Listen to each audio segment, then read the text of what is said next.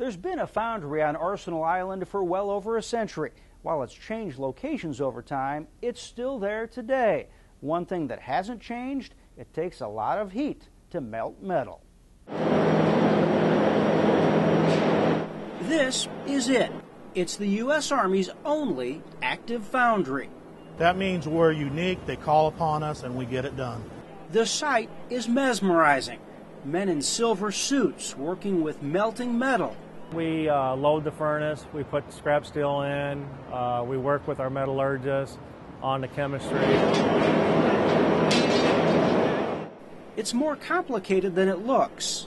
We don't pour one type of metal. We can go from steel to brass to aluminum to armor.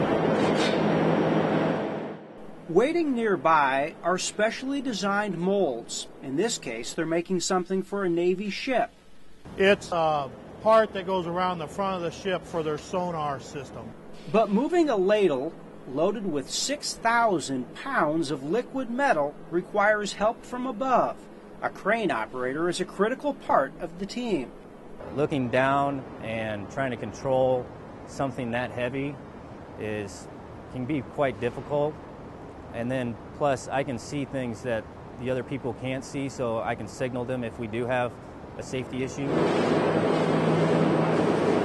And you just got to be aware of your surroundings, safety first.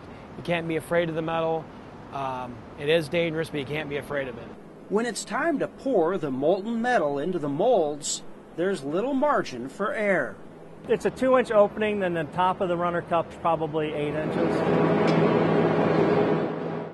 The parts will have to cool for 8 hours before they can be taken out of the molds. You know, the metal itself, let's say, is 3,000 degrees. You get 3-4 feet away from it, it's got to be at least 400 or 500 degrees. You know, it's kind of like opening up an oven and sticking your face in there. An age-old occupation that requires a little fire in the belly and a passion for pouring metal.